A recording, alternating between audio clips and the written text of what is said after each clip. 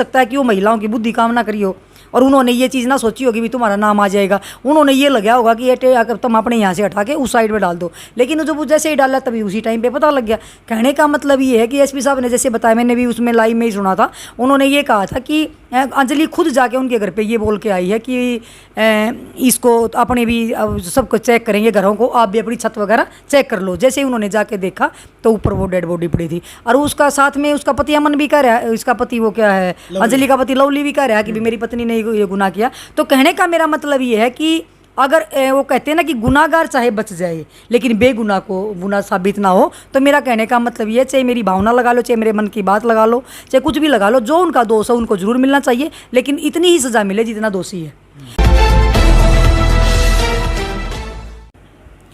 नमस्कार, मैं हूं अजय भारद्वाज और आप इसमें ग्राउंड मीडिया देख रहे हो। जैसे हत्याकांड को लेकर के करनाल के एसपी गंगाराम पुनिया ने प्रेस कॉन्फ्रेंस करके क्लियर कर दिया है कि जो हत्या है जस बेटे की वो अंजलि ने की है। पूरा का पूरा जो आरोप है वो अंजलि के ऊपर लगाया गया है। राजेश का जो परिवार है, राजेश की जो पत्नी है और राजेश की जो माँ है, उनके ऊपर वो धाराएं लगी, यानी कि डेड बॉडी को उधर से उधर करने की जो धाराएं बनती हैं उसके ऊपर वो आरोप लगे। इन्हीं बातों को लेकर के स्वीता आर्य से भी हमने बातचीत की, स्वीता आर्य की वीडियो हमने डाली, तो अपने कमेंट बॉक्स में अपनी राय रखी। आपने बताया कि पुलिस प्रशासन बिक चुका है, स्वीता आर्य भी उन्हीं के पक्ष में बात करने लग रही है पुलिस प्रशासन के। ऐसा आपने लिखा था कि राजेश के परिवार को बचाने का प्रयास किया जा रहा है, यानी कि बहन जी कमेंट आए थे जो आपका इंटरव्यू लिया था उसमें नीचे कमेंट आने लग रहे हैं कि अब राजेश के परिवार को बचाने का प्रयास किया जा रहा है। इस हत्या में राजेश का परिवार भी इतना ही दोषी है जितनी अंजलि है, उसके ऊपर भी वही धाराएं लगनी चाहिए जो अंजलि के ऊपर लगी, यानी कि अब राजेश के परिवार को बचाने का ये प्रयास किया जा रहा है। स्वीता आर्य बिक चुकी है, ऐसा कहना है दर्शकों का। भाई मैं तो जानती भी कौन है, मैं तो उनके गांव में भी ना गई, कौन राजेश, कौन अमन, कौन उसका परिवार। मैं तो वहाँ तक तो ज़रूर गई हूँ, लेकिन मैं तो गांव में भी नहीं जा पाई हूँ किसी कारणवश, क्योंकि इतना लंबा मुझे पता नहीं था कि गांव कहाँ है। उस दिन उसका परिवार, उसका चाचा वहीं मिल लिए थे मुझे तो। लेकिन कहने का मतलब ये है कि जैसे लोग कहते हैं वो तो अपनी अपनी भावना है। शुरू में मुझे भी लगा था कि भाई राजेश के परिवार भी इतना ही दोषी है, जब तक तो ये भी नहीं पता स्पष्ट हुआ था कि इसमें खाली अंजलि दोषी है, या मैंने हर वीडियो में यही बोला था कि भाई जो दोषी है उसको कड़ी से कड़ी सजा मिले। रही बात इसमें राजेश के परिवार की, जिस तरह एसपी साहब का आज प्रेस कॉन्फ्रेंस में आपने भी सुना होगा कि उन्होंने कहा है कि इन तथ्य को छुपाने की कोशिश करी, वो दोषी हैं। अगर मान लिया मेरे सामने किसी को मार रहे हैं, कोई पीट रहा है या किसी की लाश मेरे सामने पड़ी है, तो मेरा सबसे पहले दायित्व बनता है कि मैं पुलिस को बताऊं या लोगों को बताऊं। ये नहीं है कि मैं अपने बारे में तो ठाकर दूसरे के नगेर दूं। ये सबसे बड़े दोषी, इसमें जो भी उसका गुनाह है, जो भी उन्होंने गुनाह किया है, उन्होंने तथ्य मिटाने की कोशिश करी है। कई बार ये कहते हैं कि जो दो पाप करने वाला होता है, जो उसको छुपाने वाला होता है, इतना बड़ा गुनाहगार होता है। पाप करने वाला भी ऐसा ही होता है, पाप को छुपाने वाला भी इतना ही बड़ा दोषी होता है।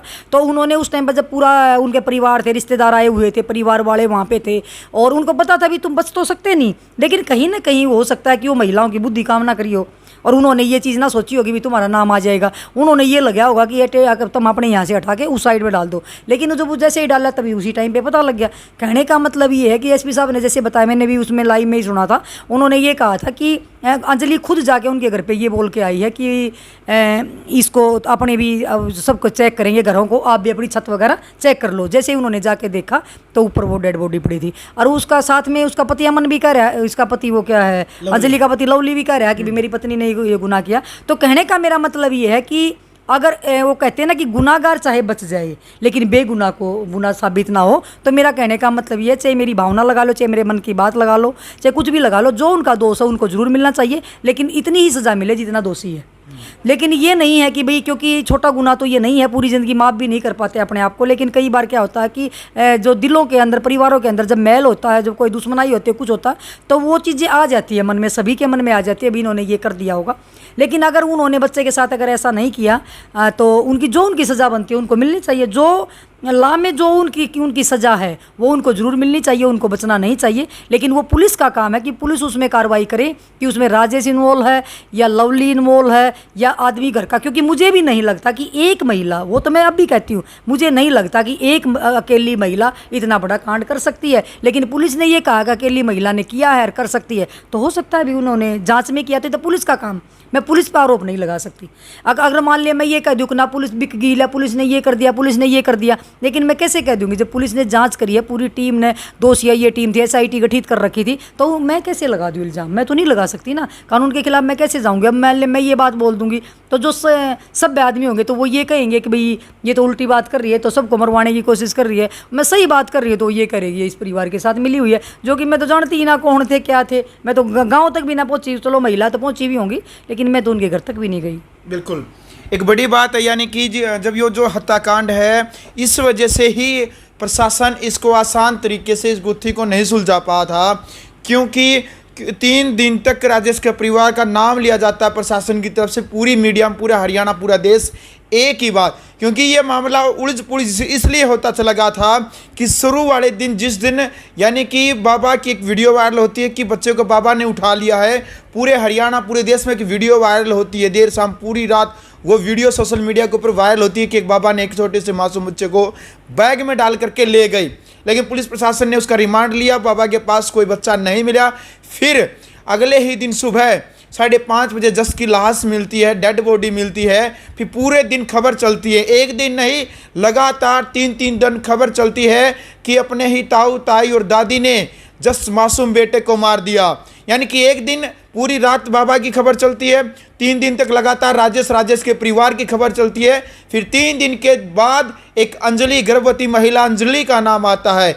यानी कि 3-3 मोड़, 3-3 मतलब बदलाव इस पूरे हत्याकांड के अंदर हो जाते हैं। तो हरियाणा और देशवासी यही सोचने लग जाते हैं कि पहले बाबा का नाम, फिर राजेश के परिवार का नाम, फिर ये अचानक अंजलि कहाँ से आ जाती है। फिर लास्ट एंड फाइनल पुलिस प्रशासन जो पूरी मामले की जांच पड़ताल करती है, CIA 1 की टीम जो होती है, CIA 2 यानी कि 2 CIA की टीम जो इस पूरे प्रोसीजर के ऊपर पूरी जांच पड़ताल करती है, जो रिपोर्ट्स आती है, FSL की रिपोर्ट आती है, ब्लड की जो टेस्ट आती है, जो हाथों के निशान होते हैं, इनकी जो रिपोर्ट आती है, उस आधार पर SP साहब गंगाराम पुनिया ने एक बड़ा खुलासा किया है कि हमने तथ्य के आधार पर, प्रूफ के आधार पर यह सिद्ध किया है कि इस पूरे हत्याकांड में अंजलि ही दोषी है, मैन दोषी है अंजलि।